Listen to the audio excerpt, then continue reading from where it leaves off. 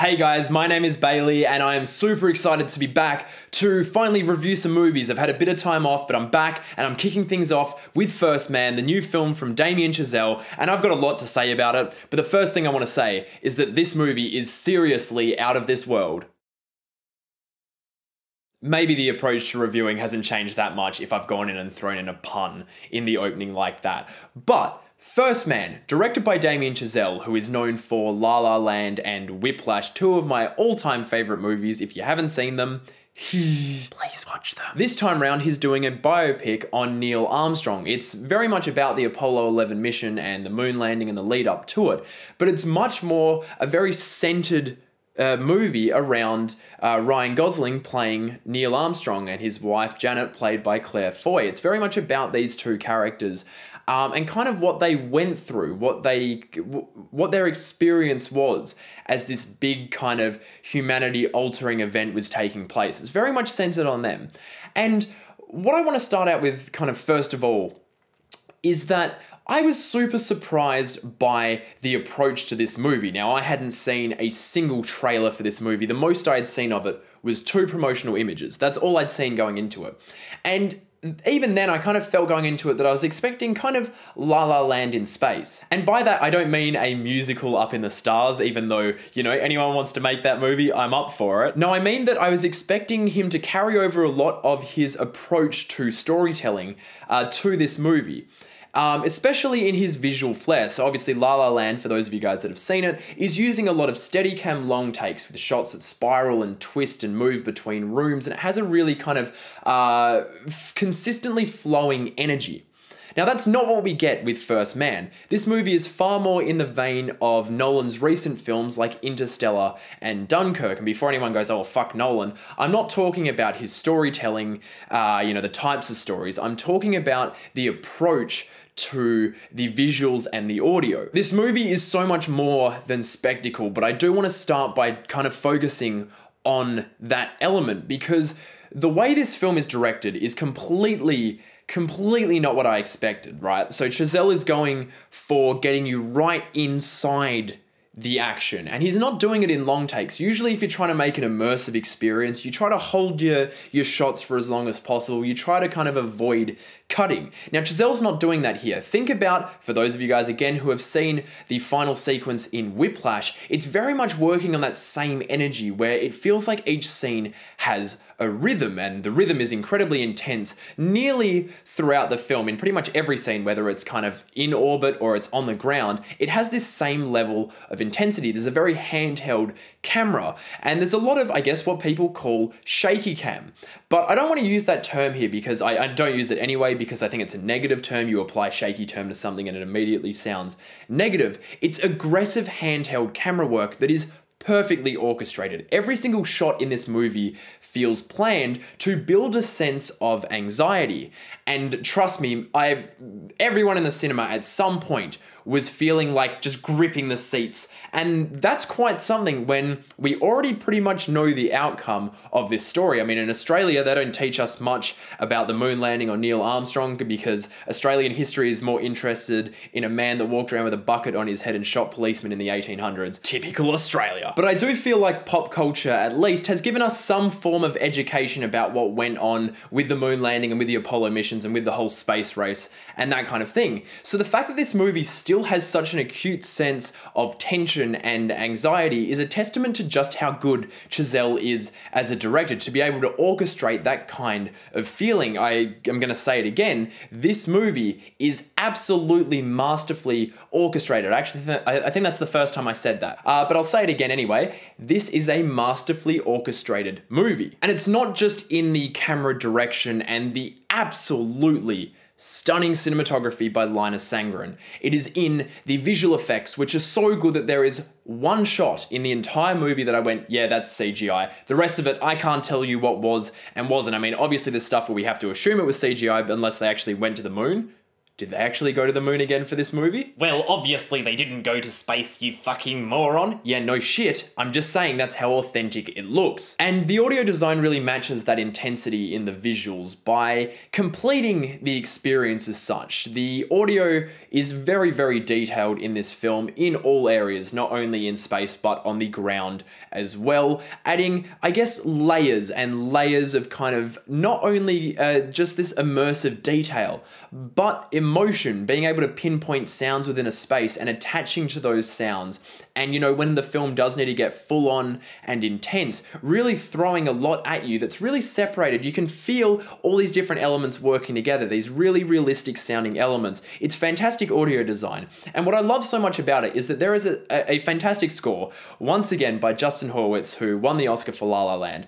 And he brings a lot of that La La Land vibe, but he's also bringing some really, I don't want to get too much into the kind of instruments he uses because there is some just truly incredible orchestration here. The music is genuinely fantastic, but it's that good, and yet the film knows when to let the actual audio design take over or when to just use silence. And that's really ballsy when you have a score that's this good. So, you know, the movie really, really knows what it's doing. It is masterfully orchestrated. And it would be unfair to miss talking about the performances in this movie, which are truly fantastic. Ryan Gosling, some of his best work ever. It's really muted. It is really, really subtle. But he is there and fully present in every scene. Once the movie sets up what its emotional stakes are early on in the movie, and it's really what drives the entire thing, and I'm glad this is what they went for over kind of the event. It's not so much about the event, but the emotional stakes of Neil Armstrong and his family, and that's why it's really such a success through and through. But once it sets those things up early on, you can really see how every single thing in this movie, as you kind of feel that Neil gained this obsession throughout this experience in his life, you can really feel in Ryan Gosling's performance that obsession and that focus on why he's doing this feels ever present in every single scene. And obviously that comes down to all of these elements working together, but they'd have nothing to work off if Ryan Gosling wasn't so goddamn electric. And he's not, you know, it's not a loud performance, it is a quiet performance. But as we've seen in movies like Drive and Blade Runner 2049, there are pretty much no actors doing that type of performance as well as he does. And it is something entirely new still. And just genuinely, I am wowed by how well he handled this role, because it is incredibly challenging. It's incredibly quiet and almost peaceful. And yet he brings everything he needs to every single moment. And so does Claire Foy as his wife, Janet. She is... Honestly, what I love about this performance is that it could have easily just been the wife on the sidelines, and it very much is.